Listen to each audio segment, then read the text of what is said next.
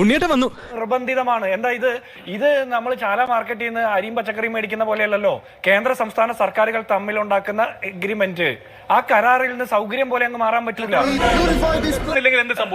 ഞാൻ പറയട്ടെ ഇത് പിന്മാറാനായിരുന്നു അന്നത്തെ CPM സർക്കാർ LDF സർക്കാർ തീരുമാനിച്ചിരുന്നെങ്കിൽ എന്തുകൊണ്ട് പിന്മാറിയില്ല? ഒരു മാസത്തിനുള്ളിൽ തീരുമാനിക്കാമായിരുന്നല്ലോ. ചോദ്യം ഇങ്ങോട്ട് വേണ്ട, ചോദ്യം എനിക്ക് ഇഷ്ടമല്ല, അതുകൊണ്ടാണ് ഞാൻ പരീക്ഷ പോലെ എഴുതാത്തത്.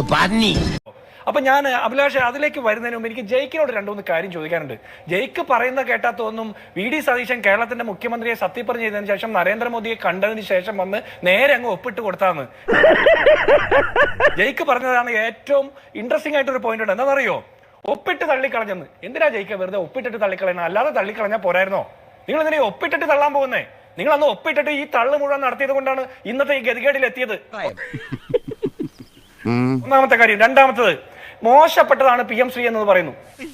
മോശപ്പെട്ട PM ശ്രീയിൽ ഒപ്പിട്ടിട്ട് പിറ്റേ ദിവസം ചിന്താവാരികയിൽ ശിവൻകുട്ടി വിദ്യാഭ്യാസ മന്ത്രി ലേഖനം എഴുതിയത് താങ്കൾ വായിച്ചിരുന്നോ?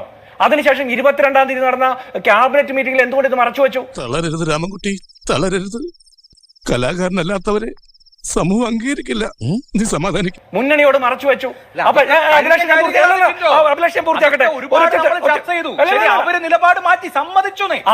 ശിവൻകുട്ടി നിലപാട് മാറ്റി അങ്ങോട്ട് ഇത് ഒപ്പിട്ടു. അപ്പൊ VD സതീശൻ ചോദിച്ചു, എന്താ നിങ്ങൾ നിലപാട് മാറ്റിയത്? വല്ല ബ്ലാക്ക് മെയിലിംഗ് നടന്നു? നിങ്ങളും നിലപാട് മാറ്റിയപ്പോ നിലപാട് മാറ്റിയത് എന്തുകൊണ്ടാണ്? നടന്നത് അവര് നിലപാട് മാറ്റിയത് അഭിലാഷ് പറഞ്ഞാ പോരാ, ജയിക്ക് പറയണം. ജയിക്ക് ബാക്കി ഇപ്പോ ഈ 10-25 ദിവസമായ ഗവൺമെന്റിനെ ആക്ഷേപിക്കുമ്പോ എന്തിനാണ് ഒപ്പിട്ട് തള്ളുന്നത്? വെറുതെ ഇരുന്ന് തള്ളാതെ ഒപ്പിടാതെയും തള്ളാമായിരുന്നു. ഇതൊക്കെ കേട്ടിട്ട് എന്റെ മസിൽസ് വെട്ടി കേറിയിട്ട് വയ്യ. ഒപ്പിട്ട് തള്ളി. ഇനി ഞാൻ ചോദിക്കട്ടെ, നിങ്ങൾ അന്ന് ഒപ്പിട്ട PM ശ്രീ നല്ലതായിരുന്നോ? നിങ്ങൾ അന്ന് ക്യാബിനറ്റിനെയും മുന്നണിയെയും മറച്ചു വെച്ച PM ശ്രീ നല്ലതായിരുന്നോ? നിങ്ങൾ ഈ നാട്ടിലെ സഖാക്കന്മാരെ മുഴുവൻ പറ്റിച്ച് ഒളിച്ചു കടത്തിയ PM ശ്രീ നല്ലതായിരുന്നോ? ജോൺ ബ്രിട്ടാസ് പോയി കേന്ദ്ര വിദ്യാഭ്യാസ മന്ത്രിയുമായിട്ട് പാലമിട്ട് നടപ്പാക്കാൻ കൊണ്ടുവന്ന PM ശ്രീ നല്ലതായിരുന്നോ? നിങ്ങൾ കൊണ്ടുവന്ന PM ശ്രീ തുടരണമോ വേണ്ടയോ എന്ന് നിയമപരമായ ബാധ്യതയെക്കുറിച്ച് പഠിക്കാനാണ് ഇന്നത്തെ ഗവൺമെന്റ് ഒരു മന്ത്രിസഭാ ഉപസമിതിയെ വെച്ചിരിക്കുന്നത്.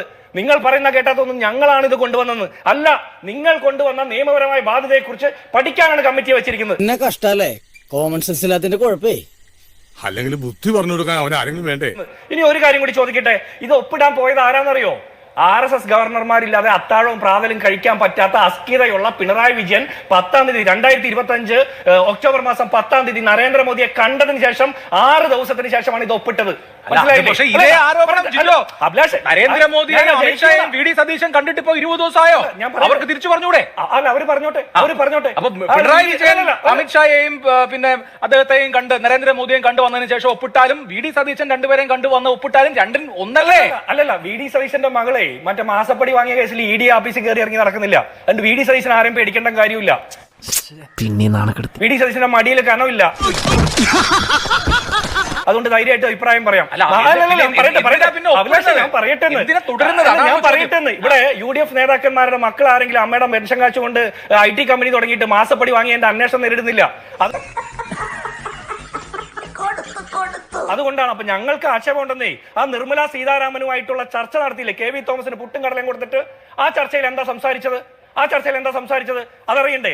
അമ്പലക്കള്ളന്റെ വക്കീലിനെ UDF സർക്കാർ വന്നപ്പോൾ പ്ലീഡറാക്കി വെച്ചു. തെറ്റായിരുന്നു എന്ന് ഞങ്ങൾ പറഞ്ഞു. അത് ഞങ്ങൾ തിരുത്തി. അയാൾ ഒരു കേസ് പോലും നോക്കുന്നതിന് മുമ്പ്, ഫയൽ ആക്സസ് ചെയ്യുന്നതിന് മുമ്പ് തിരുത്തി.